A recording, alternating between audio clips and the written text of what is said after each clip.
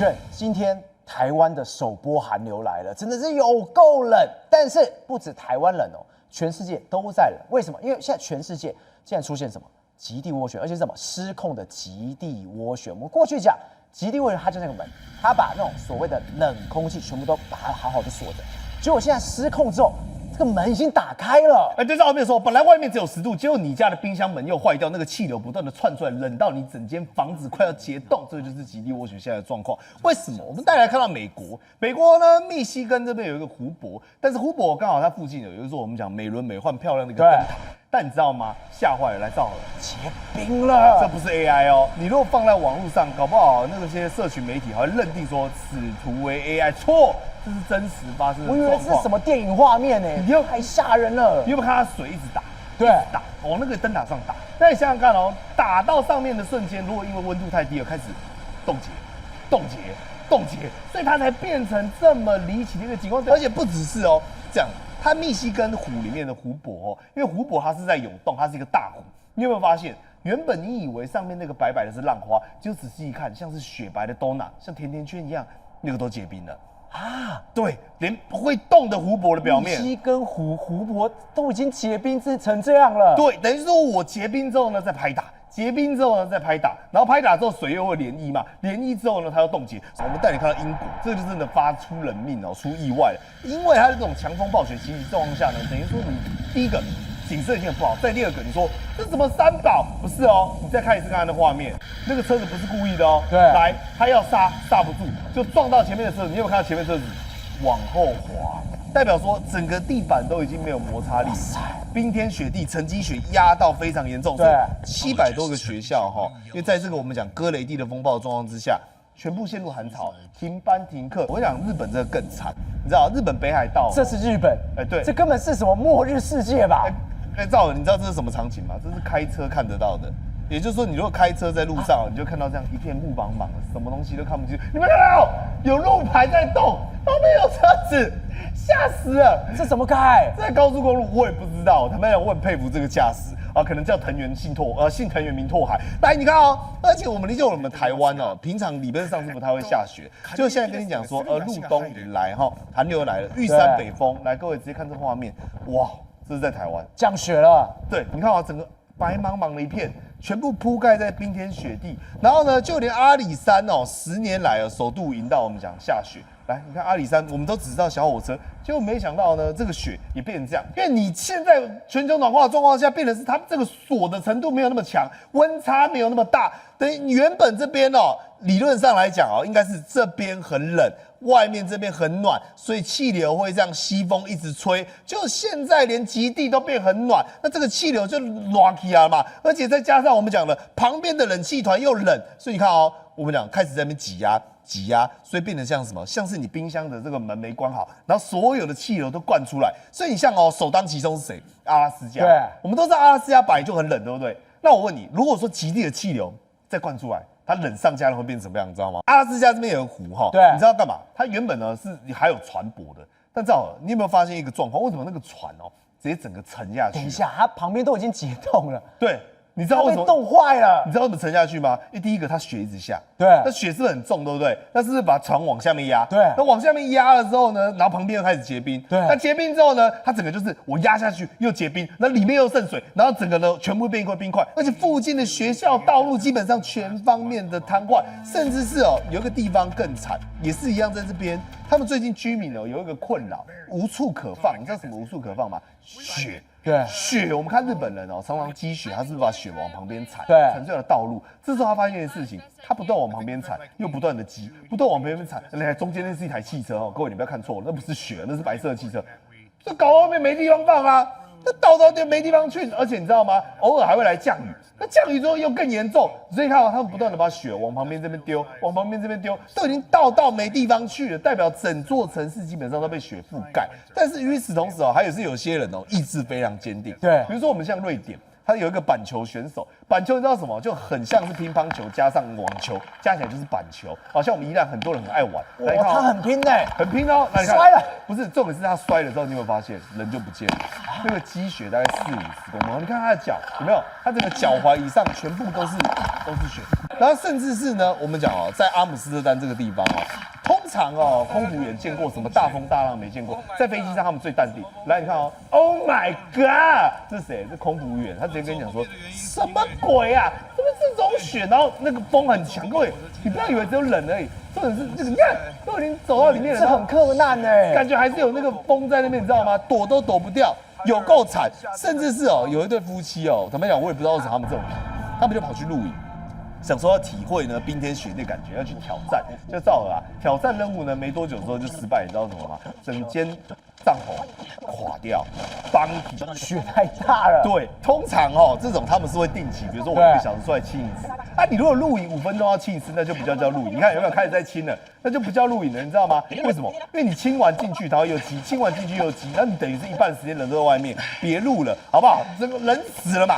那在这个我们讲巴尔干半岛这个我反而坦白讲，连欧洲也是，因为这个以前叫什么，你知道吗？叫欧洲火药库。对，这特别我们讲的战争中文没对，就它现在变成欧洲大冰库，傻眼。来，你看东南巴尔干半岛是东南部突然出现暴雨跟大雪，它是一边下暴雨，一边下大雪。你知道为什么会这样？等于是它本来的气候应该是暴雨，但是那个我们讲极地气是下来了，对，涡旋一直在那边扫嘛，扫过地方会变大雪。所以你看它等于是你看底下是我们讲的潺潺的流水，然后呢落瓜嘛，然后问题是呢时不时还有冰雹，然后还有下雪，这种砸了他们都觉得精神错乱。然后在这个波斯尼亚这个地方也是一样，全部变成像是冰雪王国。而且你知道吗？这种城镇最惨。因为你如果说本来有历经冰雪的，它会有防范，像这个根本没有的，变成是它整个断水断电，很多设备呢都因此而故障。所以你看在这个情况下来，这就我们讲那个极地涡旋。为什么我要给各位看这种图来照？它形状实在太不对劲了。对，原本它的形状是一个圆圈，但你有没有发现它现在变什么了？变 infinity 了，它全部都扩散出去，对，它失控了，对，变一个8。变一个8，因为为什么？它原本这个东西是框起来的，但它现在整个外流流走之后，变成是它有一个状况因为我们现在讲还有另外一个更雪上加霜的，当它温度开始变暖的时候，来，你看这是格陵兰，智利这边原本是什么冰层，但这些冰层现在出现很多状况，开始融冰，然后甚至北极熊都没有地方去。那照了，你知道融冰会带来什么样的坏事吗？海平面会上升，所以它就是这样双重恶性循环，你知道吗？因为暖化，所以导致呢喷射气流减弱，喷射气流减弱又融冰，融冰之后又有格陵兰阻挡，格陵兰阻挡之后呢，气旋又扩下了更加的我们讲严峻。所以当你觉得说，宇轩太奇怪了，台湾怎么突然间呢说冷就冷？像我刚才录到一半还打喷嚏，还得要中断，还要再重录一次，就是因为这个原因。所以各位千万不能轻忽，因为恐怕全世界。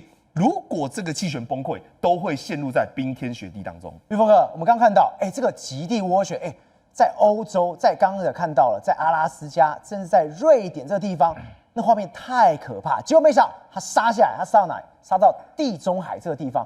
没有想到，反而在土耳其，是不是冷？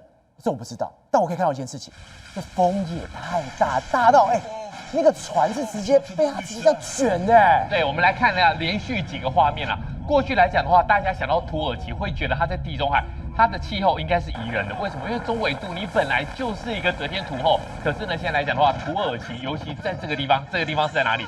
是科加里省这个地方发现非常多很可怕的画面啊！因为它风太大了，所以呢，它出现了什么样的状况？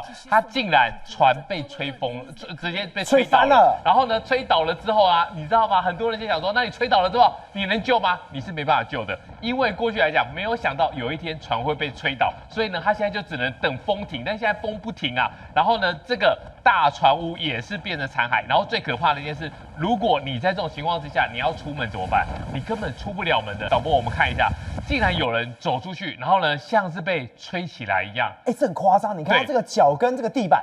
为什么会有这个画面？因为有记者要去采访，记者到采访之后呢，他发现一件事情，就是说呢，你在当地在这个科加里省，你待10分钟你就待不住了。你看，就变成是 Michael Jackson 的感觉上，你就可以直接在马路上面，不用在舞台，就可以变成 Michael Jackson 的那个舞步，直接变成45度角。为什么会出现这种风？我们待会来讲一下，这跟我们刚刚宇轩哥讲的极地涡旋也有关系。好，陆地上大卡车直接被吹倒了。大卡车这么重，开在大马路上，而且最可怕的是，它是倒一排，为什么呢？因为它在这个国道上面的话，你的侧风太强了，太强的情况之下的话，你的这个货柜虽然重，但是风比你更大，所以你的侧风更强的情况之下的话，开着开着，它不止倒一台，它最后是倒成一排。那你说马路上出现这种状况已经非常危险的，我们来看一下它在伊斯坦堡的飞机，对，它原本是想下降的哦。要 landing， 但是没办法，也跟刚刚我们刚才提到的一样，大卡车会被侧风给吹倒，飞机不是更可怕吗？你已经要降落喽，全世界都在看着它，然后侧风来了，它歪了，强到这么大，最后他想试，没办法，他最后还是一样拉高。这个画面是风直接把屋顶给拉起来，这是台风的规格了吧？其实这个我觉得恐怕比台风更强，因为它这一次来讲的话，不只是单一的一个气候现象，它是很多的气候因素加强在一起的。好，土耳其在这地方的话，港口的吊车，其实你看这个其实应该当初是有设计过的，为什么？因为它在港口你要设定一定的一个抗强风，你才有办法把这些货柜给拉起来嘛。可是呢，过去你设定的系数现在都没有用了，因为现在这个风都已经超过你当初的一个设定了。它是直接被吹爆的。刚刚我看到是灯塔，灯塔这个有没有看错？你知道吗？当地人接受访问的时候啊，说这个机桩上面的灯塔，他们没有想到有一天它会不见。对，为什么？因为它已经存在非常非常多年了。为什么这次土耳其会这么严重？因为你看到了一个黑海，对，你觉得黑海，那是不是比较冷呢？没有哦，黑海到现在来讲，它的海的温度还有20度。对，20度，你觉得20度有很暖和吗？你看一下北极涡旋的冷空气，你就知道这个就是它的弹药库。黑海给了这个涡旋跟这个冷空气很大很大的能量，很大能量之后呢，会发生一个事情，它就会有一个热对流，还有一个强烈的对流，低压发展之后对流，然后呢，你有对流也就算了，你就是慢慢的把它消化掉就好。好死不死，我们刚才讲的那最惨的地方在哪里？在科加里省。科加里省它又有一个山林的一个地形，对，所以什么意思？冷空气下来吸收热量之后呢，你强烈的对流已经吃饱了。结果在这里整个冲起来，抬升上来，对你整个就冲上去了。结果这一次的强烈的一个对流来了之后呢，整个城市都淹水了，整个城市都泡在水里。对，泡在水里面。然后呢，最惨的是有好多人是不知道为什么最近刚好去买了新车，所以呢这些新车全部都掉掐了。所以呢这些车主就出来骂什么呢？他说，其实大家都知道隔壁已经在淹水，已经在下大雨了，那你这个水拱为什么不早一点开启呢？他们说，市政府是等到淹水之后才开启，开启之后呢，雨又不停，所以你排得掉吗？你是排不掉了。所以在这种情况之下的话，就原本一场雨变成一个大灾难。瑞哥，我们刚刚一路这样看下来，我觉得今天让我觉得最惊奇的画面是什么？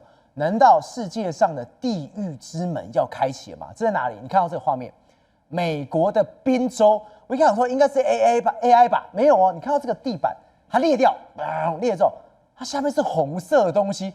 我心想是跟我们过去看的电影，甚至打电玩的时候，这里面有东西要爬出来了。那么有一部影片叫《沉默之丘》啊，它的这个 idea 呢，那么就来自于这个地方，在什么地方呢？在美国宾州的圣特勒利亚。那么圣特勒利亚呢，其实全美国有100多个地方，有什么？有地下火，是什么意思？地下的煤层自己起火。我们台湾早年的时候也有很多煤层，对不对？对。但为什么台湾煤层不会像那么一直烧烧那么久？像圣特勒利亚这个一烧多久？烧60几年了。在地底下烧60几年。地狱之门开了60几年。一直烧60几年了，你知道吗？那你知道60几年前为什么会失火？这个地方为什么会有这个一个人间炼狱吗？是因为一个错误，一个做梦都想不到的动作，是因为这个地方以前是矿坑、煤坑嘛。对。那煤坑后来可能是因为这个成本不敷成本，还有可能是这个相关的这个你烧煤会产生二氧化碳，所以用天然气用什么这种取代嘛。对。所以矿坑就逐渐的荒废了。但在这个等于说圣特勒利亚的这个其中一个矿坑的外面堆了一大堆垃圾。所以消防队员他们在进行一个这个相关的一个庆祝游行活动了以后呢，就想说我把这些垃圾来处理一下。对。但是他不是想说去把它掩埋还是干嘛？我们就放一把火把它给烧了吧。放一把火烧了以后，就没想到这个垃圾的下面有一个洞，这个洞就通到下面的煤层去。就这一把火一烧，本来是要烧垃圾，就没想到垃圾烧完了以后呢，火沿着那个洞就通到下面的岩层，这一烧就60几年。哇塞，没有只是烧垃圾，然后下面整个就烧起来一。烧就烧了60几年。一开始大家并没有发现事情的严重性，但是有闻到焦味啊，因为那个烧了煤了以后会有煤屑那个味道嘛，很臭啊，闻到很臭的味道。然后呢，还有就是空气不好。那么这个地方本来有住了大概有1400多个户人家，大概全盛时期盖了500多个建筑物了。那么结果呢，一开始那么大家没有发现怪怪，但是后来身体越来越不舒服，就请专家来说这不对。还有人看到火竟然裂开那个地表道路裂开冒火出来，大家就觉得代际多屌嘛。那后来地质专家跟很多的生态专家全部来了以后说，这个是下面的煤层地底的煤层起火了。好，那起火了以后，你总要知道要灭火吧？对，你要知道火在哪里，不得了了。这一调查不得了，为什么呢？这一调查发现，他们把这个那么圣特勒利亚的挖过的那个矿坑表拿出来发现这个火密密麻麻的，就像蚁穴一样，就蚂蚁的那个穴一样，就像现在这画面一样。他就沿着我要怎么灭火？他就沿着这样子过去了，而且不规则的，平均现在大概已经在这个地表下面呢，大概90几公尺。你知道那个温度最高到摄氏700多度啊！对，摄氏700多度，我们的水滚了也不过100度啊，它已经到摄氏700多度，已经，但是问题是它在地表下90几公尺的地方，可是它不断的窜，不断的烧，它烧到哪里你都没有办法掌握嘛。那后来这个相关的道路呢，它自己本身越烧越多了以后，其实我们的马路不是像我们看到的就是实的嘛，它下面有用很多木头，或者用很多把它撑起来，对不对？全部烧掉了，烧掉以后就塌了。那道路就塌下去了，那个地方都荒废了，不能住人了。然后呢，道路塌下去了，所以这里有一段1200多公尺的马路封起来，直接封起来。这一条道路对不对那么51号公路呢，就在这里封起来，另外绕开，就把这个地方，因为你如果开车过去或人走过去，你有危险的，你可能整个塌下去不晓得掉到几十公尺、几百公尺的地方那紧接而来500多栋的建筑物全烧光。那你说这个地方还有没有住人？对，我告诉各位，10年前还住了10个人，因为那时候呢，美国政府呢想办法把大家移掉因为有人捐款再用政府的钱把他们都移走。那移走了1000多人以后，有10个人坚持说他们有住在自己的这个故乡的权利。